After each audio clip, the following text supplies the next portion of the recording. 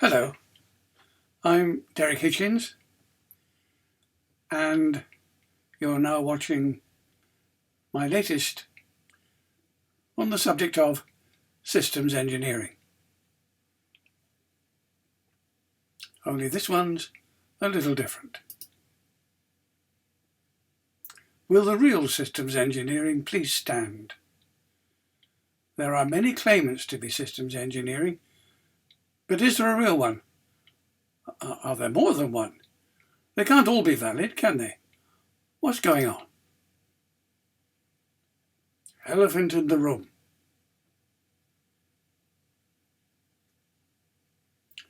It's good to see systems engineering being advocated and taught in some, even many, training and education establishments.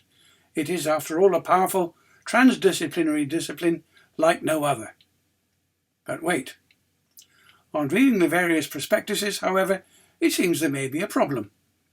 What is being conceived, presented, taught, modelled, examined, certified, and much vaunted as systems engineering in many respected institutions is not. It is engineering, straightforward engineering, sometimes called engineering of systems, but engineering nonetheless, totally sans systems. There is no system content in it. Real system engineering emerged from the systems movement of the 1930s. The general catalyst was system theory. Systems theory and systems thinking were widely popular in the 1960s. Systems engineering was the art and science of creating systems, or applied systems thinking, or applied systems science, or all three. In the Cold War, there was big systems engineering. This was the original.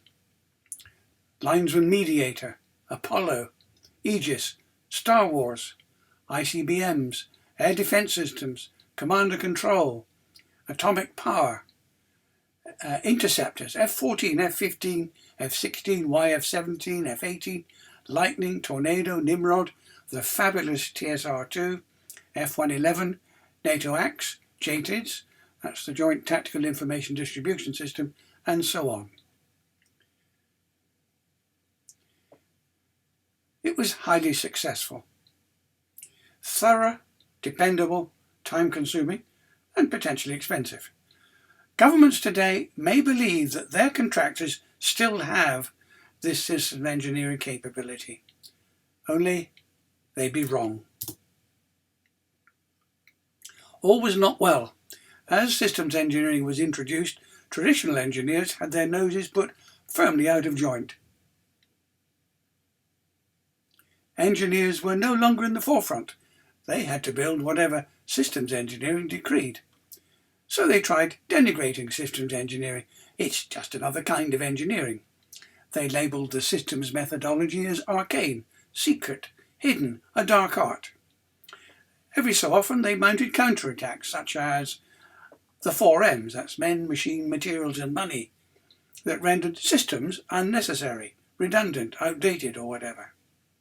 But there was only one silver bullet.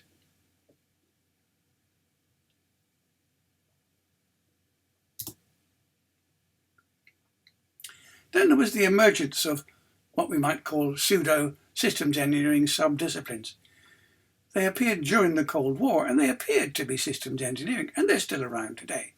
For example, instruments, communications, radar, electrical systems engineering, electronic systems engineering. Put any adjective in front if you like.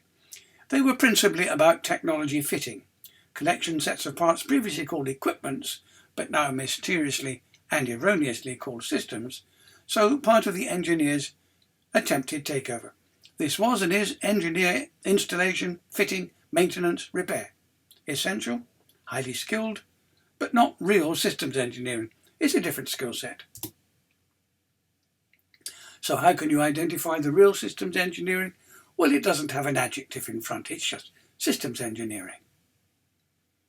And you will find that real systems engineering avoids the engineer approach, which we will go into, and it employs the systems approach, the systems methodology, and systems design. And this is a general view of how one approaches systems. One looks at the situation and views it in this manner.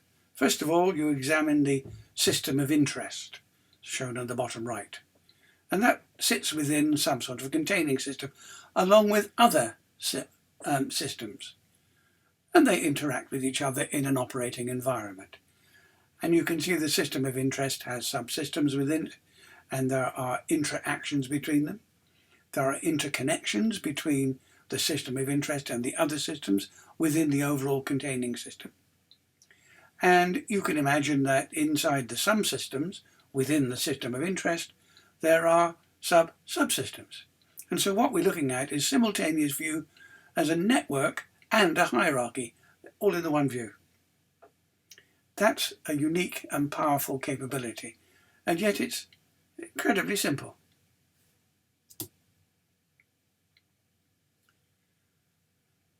The systems approach. It's common practice to design and develop so-called subsystems separately, then join them together into an overall system. This is, however, invalid. For example, the functional subsystem boundaries are very unlikely to coincide with physical boundaries. What is valid, however, is to design the containing open system while it is interacting with other systems, and then design the subsystems mutually interacting within the containing system while the whole is in operation. And you realize the design as integrated equipment and people.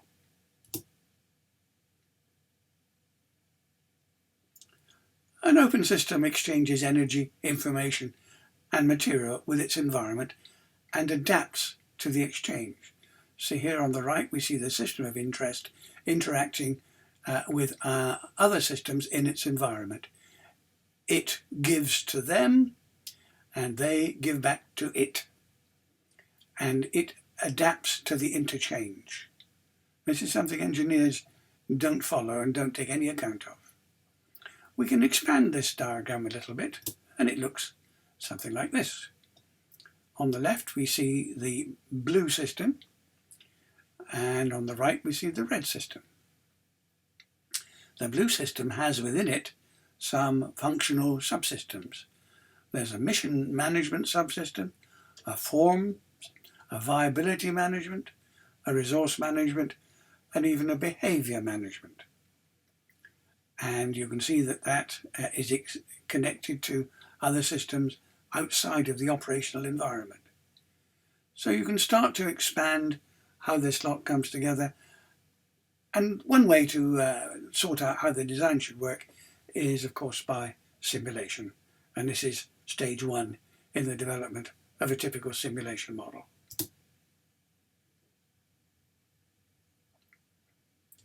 Engineers versus systems approaches. Engineer analysis focuses on structure.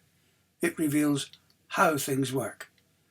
Analysis yields knowledge. Analysis enables description. Analysis looks into things. System synthesis, on the other hand, focuses on function. It reveals why things operate as they do. It yields understanding. And it enables explanation. In fact, synthesis looks out of things. Unlike engineering, system synthesis can address all systems, material and immaterial, human activity systems, complex systems, socio-economic systems, socio-technical systems, and so on. Let's look at this a bit further. The engineer procedure is to decompose that which is to be explained and understood, and to explain the behaviour or properties of the contained parts separately, and then to aggregate these explanations into an explanation of the whole. So decomposition followed by synthesis. The systems approach is different. I first identify a containing system of which the thing to be explained is part. Explain the behaviour or properties of the containing whole. Then explain the behaviour of the things to be explained in terms of its roles and its functions within its containing whole. Quite different.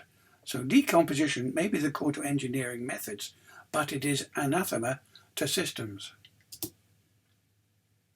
For instance, the family car, a simple example. Let's look at engineer procedure. It consists of chassis and suspension, the power unit, transmission and steering, controls, displays and lights, furniture and bodywork and so on. But that's not how system synthesis works. The systems approach sees it as part of a wider family transport system to accommodate a typical family, parents plus 2 or 3 children. So it has to be easy to control, reverse park, etc. by any family member, teens and oldies, secure from stealing, and cause zero interference with other road users. Ultra safe in the event of collision, and travel between refuelings of maybe 300 miles. It has to be reliable, inexpensive to service and repair, non-polluting, and so on. So looking outward into the containing systems in this fashion leads to improved features, smarter design, and customer appeal, amongst many others. Then there's a system method. This is a typical one, causal loop modelling. It's a tool for organised systems thinking. For example, here we have problems placing planet Earth. And it shows the dynamic interaction between aspects, which are often viewed in relative isolation. It's a lead-in to full system dynamics modelling and problem exploration. Only real systems engineering could address this highly problematic global scale issue, to which there may be as yet no acceptable solution. But in fact, if you look at the diagram, you can see an unacceptable solution straight away. Systems methodology, where a methodology is a systems of methods. SM is an efficient, multi-phase, multi-level, multi-paradigmatic, creative processor, finding, defining and solving complex problems by using well-designed teams. Applications of the systems methodology are found in systems engineering. So according to Arthur D. Hall, the doyen of US systems engineering, we would expect to see systems methodology as integral within systems engineering. Or put the other way around, without systems methodology, it cannot be systems engineering. And then the system design. In system design, parts identified by analysis of the functions to be performed by the whole are not put together like unchangeable pieces of a jigsaw puzzle. They're designed to fit each other so as to work harmoniously as well as efficiently and effectively. System design then is central to real systems engineering. No system design? Then not systems engineering. And system design is not the same as systems architecting. That's more like structural engineering. Applied system methodologists have been around for 40 years. They're called systems engineers, operations researchers and so on. A real systems engineering would include all these disciplines and more, plus mathematicians, psychologists, anthropologists, etc. Systems engineering without any systems methodology, so no applied systems methodologist, is evidently masquerading, and it's the continuing attempt by engineers to take over. It's not new, they've been trying to do it since the 1960s. So why would they want to usurp the real systems engineering? Well, businesses and competition promise projects in quick time and low cost. After all, you get no points for coming second. So real systems engineering with longer timescales and potentially more upfront costs appears non-competitive, unless you consider risk, prospects of overruns, budget failures, adaptability, critical failures, inability to manufacture, life cycle costs, survivability, and so on.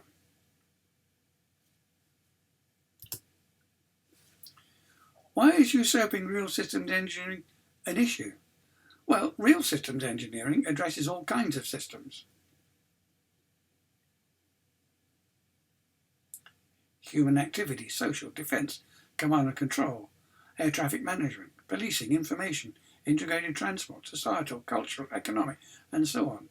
In usurping, engineers Pseudo SE, also known as engineering of systems, has prejudiced national and international ability to address these wider issues. Besides, government may imagine they still have the power of real systems engineering to deal with seriously challenging complex issues. Only they don't. So, the future of real systems engineering. Well, real systems engineering needs its own learned society, like the IEEE in the US and the Institution of Engineering Technology in the UK. Except, of course, systems engineering is not engineering in the classic sense. An international learned society should be able to research, to advance the transdiscipline, and to ratify university courses so they teach the real systems engineering.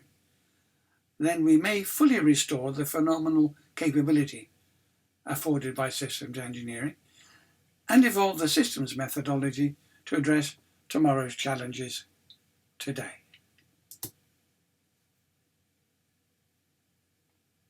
The bottom line. If the systems engineering you know, love, and perhaps teach incorporates the systems approach with zero decomposition throughout and guiding principles of holism, synthesis, and organicism, and is integral with a systems methodology, bridging all the way from problem to solution, incorporating a comprehensive functional system design, then you're plain sailing into a rosy future with real systems engineering qualifications. Else, well, you really may have to ask about a learned society for systems engineering and why some education establishments are teaching pseudo-systems engineering, presumably knowing it to be invalid.